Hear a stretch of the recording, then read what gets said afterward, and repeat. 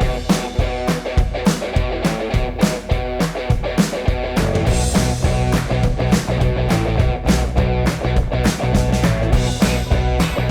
mentioned data. I mean, did companies in the past not have the data that a Parsable is providing them today? Yeah, so this is what's really interesting. If you think about human activity data, it's been locked in paper or in people's memories.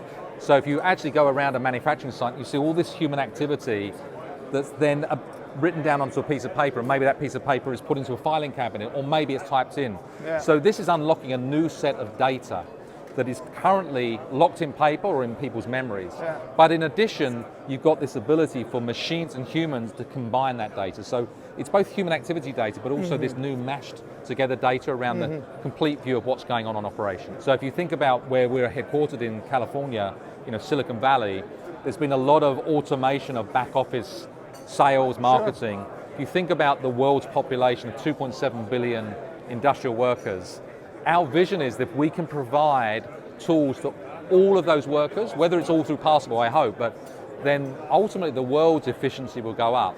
And one of the biggest issues at the moment around sustainability is related to the inefficiency in a lot of these industrial companies. So I think we have a vision which is to basically liberate every industrial worker around the world to drive quality, safety and efficiency with a worldwide benefit of also driving sustainability. So we want to build a very legacy company that is looked upon as someone that's not only a commercial success but also is actually doing something for the world's global economic performance.